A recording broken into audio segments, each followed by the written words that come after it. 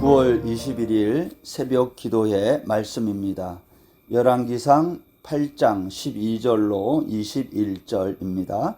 그때에 솔로몬이 이르되 여호와께서 캄캄한 데 계시겠다 말씀하셨사오나 내가 참으로 주를 위하여 계실 성전을 건축하였사오니 주께서 영원히 계실 처소로소이다 하고 얼굴을 돌이켜 이스라엘의 온 회중을 위하여 축복하니 그때에 이스라엘의 온 회중이 서 있더라. 왕이 이르되 이스라엘의 하나님 여호와를 송축할지로다. 여호와께서 그의 입으로 내 아버지 다윗에게 말씀하신 것을 이제 그의 손으로 이루셨도다. 이르시기를 내가 내 백성 이스라엘을 애굽에서 인도하여 낸 날부터 내 이름을 둘 만한 집을 건축하기 위하여 이스라엘 모든 지파 가운데에서 아무 성읍도 택하지 아니하고 다만 다윗을 택하여 내 백성 이스라엘을 다스리게 하였노라 하신지라.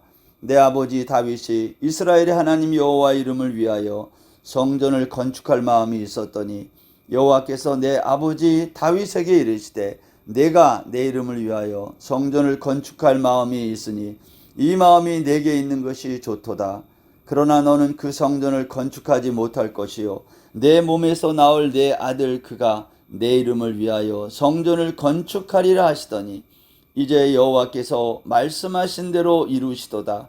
내가 여호와께서 말씀하신 대로 내 아버지 다윗을 이어서 일어나 이스라엘의 왕이 앉고 이스라엘의 하나님 여호와의 이름을 위하여 성전을 건축하고 내가 또 그곳에 우리 조상들을 애굽 땅에서 인도하여 내실 때에 그들과 세우신 바 여호와의 언약을 넣은 궤를 위하여 한 처소를 설치하였노라. 아멘. 솔로몬이라는 말은요, 히브리어 샬롬에서 온 말입니다. 샬롬은 평화, 그러한 뜻이죠. 이 샬롬이라는 말은 전쟁의 반대, 그러한 의미가 아니라 죄가 없음, 우리에게 죄가 없으면 우리에게 평화가 임한다, 그러한 영적인 뜻을 가지고 있습니다. 하나님이 천지를 창조하시고 보시기에 좋았더라 할 때 그 완전한 상태를 샬롬이라고 합니다. 샬롬은 부족함이 보이지 않는 상태입니다. 그런 점에서 샬롬의 적대되는 개념은 전쟁이 아니라 죄입니다. 죄란 샬롬을 깨뜨리기 때문입니다. 평화로운 마음의 상태에 죄가 들어오면 심령의 샬롬이 깨지는 것입니다. 우리는 이런 샬롬이 깨진 상태를 죄라고 말하죠. 죄가 들어와 마음의 평안 샬롬이 깨지면 일단 쉬지를 못합니다. 그래서 혼자 있으면서도 쉬지 못하는 거죠. 이게 죄가 하는 일인 거예요. 여러분, 창세기 4장에서 가인은 아벨의 제사는 하나님이 받고 자신의 제사가 거절되자 마음에 뭐가 깨진 겁니까? 평안이 깨진 거예요. 샬롬이 깨졌어요.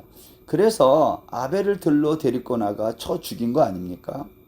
마음의 샬롬이 깨진 게 죄입니다. 십자가의 죽음을 앞에 두고 주님께서 제자들에게 이렇게 말씀했어요.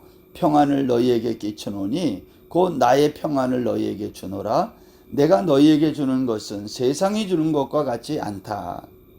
여기서 말하는 예수님의 평안은 환경이 주는 평안이 아닙니다. 이제 곧 견딜 수 없는 고통의 십자가에 못 박혀 죽으실 것인데 마음이 얼마나 불안했겠습니까? 그러나 예수님은 오히려 제자들에게 나는 지금 평안하다 하시면서 너희들도 나의 이 평안을 가지라고 한 것이죠. 여러분, 직장에서 승진하고 사업이 잘 되고 자녀가 좋은 직장에 취직하고 그러한 것 때문에 오는 평안을 말하는 게 아닙니다. 예수님이 말씀하신 나의 평안은 하나님과의 관계에서 오는 평안을 말합니다. 샬롬이 있고 없고는 죄와 관계가 있다는 것입니다. 시편 119편 165절에 보면 주의 법을 사랑하는 자에게는 큰 평안이 있으니 그들에게 장애물이 없으리이다 그랬어요. 시인은 샬롬을 이루는 길이 뭐냐? 하나님의 말씀에 순종하는 일이라고 한 것입니다. 예수님은 십자가의 고난과 죽음의 극한 상황을 기쁨으로 받아들일 수 있었어요. 그 이유가 뭘까요? 환경이 아니라 하나님과의 관계였습니다. 오늘날 세상은 평화를 원합니다. 그러나 평화를 얻지 못해요. 이유가 뭘까요? 죄의 문제가 해결되지 않았기 때문이죠. 솔로몬은요, 아버지 다윗 왕이 밧세바와 바람 피워 낳은 자식입니다.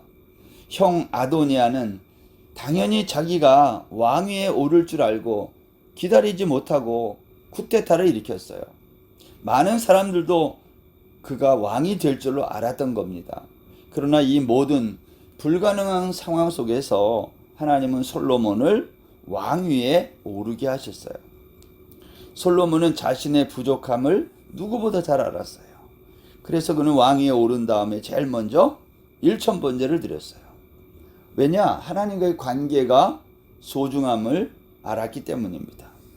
그리고 그는 7년 동안 하나님의 성전을 멋지게 지어 완공했어요. 그리고 실로에 있는 여호와의 언약궤를 메어다가 성소 안쪽에 안치하는 예식을 거행했어요. 그리고 이때 하나님의 영광의 구름이 가득 차는, 빽빽히 차는 놀라운 경험을 하게 됩니다.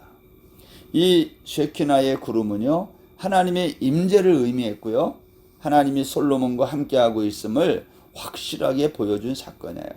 자, 오늘 본문은 무엇입니까? 이 영광스러운 자리에서 솔로몬이 백성들을 향하여 행한 연설입니다. 오늘 솔로몬이 백성들을 향하여 연설한 내용을 보면 14절을 보면요, 얼굴을 돌이켜 이스라엘 온 회중을 위하여 축복하니 그랬어요. 영광의 구름 쉐키나를 바라보던 몸을 돌이켜서 백성들을 향하여 축복한 거예요. 여러분, 솔로몬이 백성들에게 한 그 축복 내용이 무엇인가요? 15절에 보면 왕이 이르되 이스라엘의 하나님 여호와를 송축할지로다 그랬어요. 여러분, 보통 사람 같으면 자기가 그동안 했던 일에 대해서 자랑했을 겁니다. 내가 7년 동안 망치 소리 하나, 철 연장 소리 하나 들리지 않게 조용히 성전을 이렇게 멋지게 건축했다. 내가 은행빚 한 푼 안 지고 내가 이 건물을 졌다. 오히려 건축 헌금이 남았다. 아니면 시온에 있는 여호와의 언약궤를 예루살렘으로 옮겨올 때에 하나님의 영광이 성소를 가득 채웠다. 등등의 자랑 보따리를 한 보따리 풀어 놓았을 것 아니겠어요? 그러나 솔로몬은 자랑하지 않았어요. 왜일까요? 그는 누구보다 자신이 누구인지를 잘 알았기 때문입니다. 나의 나됨이 하나님의 은혜라고 믿은 거예요.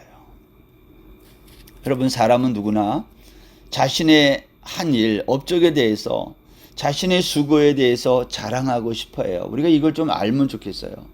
자랑해야 되는데 자랑하지 못하면 병이 되거든요. 그래서 제일 좋은 방법은 뭐냐? 그 사람이 자랑할 수 있도록 자리를 만들어주고 질문을 해주는 거예요. 저는 솔로몬의 위대함이 여기 있다고 생각해요. 솔로몬은 자랑 대신에 백성들을 향해서 축복의 말을 한 거예요. 솔로몬이 한 축복의 말이 무엇입니까? 그것은 여호와를 송축하라입니다. 여호와를 찬양하라는 말입니다. 솔로몬이 말한 찬양의 내용이 뭘까요? 언약을 이루시는 하나님. 여러분, 오늘 보면 15절 보세요. 왕이 이르되 이스라엘의 하나님 여호와를 송축할지로다. 여호와께서 그의 입으로 내 아버지 다윗에게 말씀하신 것을 이제 그의 손으로 이루셨도다. 여러분, 오늘 솔로몬은 찬양하면서 그 내용이 뭐냐면 아버지와 맺은 언약을 이루신 하나님을 찬양했어요. 여기 내 아버지 다윗에게 말씀하셨다는 이것은 사무엘하 7장에 있는 이야기입니다. 나단의 신탁. 다윗이 하나님의 은혜로 주변의 모든 원수들을 물리치고 궁에 평안히 지낼 때에 다윗이 나단 선지자에게 이런 말을 해요. 나는 백향목 궁에 사는데 하나님의 교회는 휘장 가운데 있다. 이 말을 들으신 하나님의 마음이 짠했다는 거 아닙니까? 이때 하나님이 나단을 통해서 다윗에게 말씀합니다. 내가 내 종 다윗을 내 백성 이스라엘의 주권자로 삼겠다. 다윗이 가는 곳마다 내가 함께 있어 주겠다. 그의 몸에서 날 후손을 통해 그의 나라를 견고히 하겠다. 그는 내 이름을 위하여 집을 건축할 것이고 그의 나라 왕위를 영원히 견고하게 하겠다. 이러한 말씀을 하는 거예요. 다윗은 나단 선지자를 통해 이 말씀을 전해 듣고 하나님 앞에 나아가 이렇게 기도했어요. 주 여호와여, 나는 누구이오며 내 집은 무엇이기에 나를 여기까지 이르게 하셨나이까. 다윗이 감격하여 하나님께 기도한 거예요. 다윗은 이 기도의 마지막 부분에서 이렇게 또 기도했습니다. 이제 청하건대 종의 집에 복을 주사 주 앞에 영원히 있게 하옵소서. 주 여호와께서 말씀하셨사오니 주의 종의 집이 영원히 복을 받게 하옵소서 하니라.